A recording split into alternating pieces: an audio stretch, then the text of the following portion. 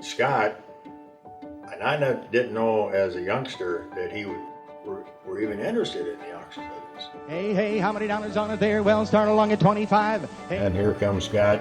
He graduates from high school and immediately goes to Missouri Auction School. Hey, well, 5 then. Let's go again now. The day he graduated, and we had a farm auction, a small estate auction up around Buxton. There he showed up. There's my son Scott. Go again now, 10, there to be a $15 there, $20, here to be a 20.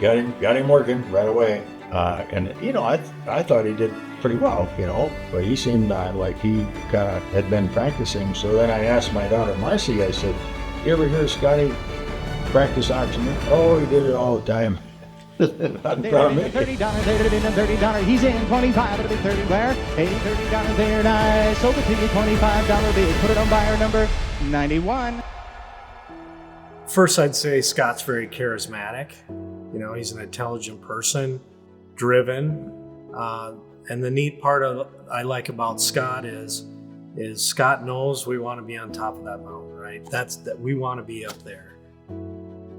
I would describe Scott Steffes as an individual with an unbelievable gift of keeping us cool, and I admire him for that. One of the things that Scott Steffes says is say what you do and do what you say. That's exactly who Scott Steffes is. If he tells you something, take it to the bank. I sat down with him and he said, "Well, sure you want to do work here?" And I said, "I do." And he pretty much gave me the keys to a pickup truck and gave me a cell phone and said, "Good luck, don't mess it up too bad." So, as a leader, I think one thing that I give him a ton of credit for is giving everybody the right tools to do the job that they want to do and really letting them do it and not micromanaging them, not forcing them to do it his way per se, but really letting people find their path and make mistakes and then be there to help them when they mess up and show them how to not do it again.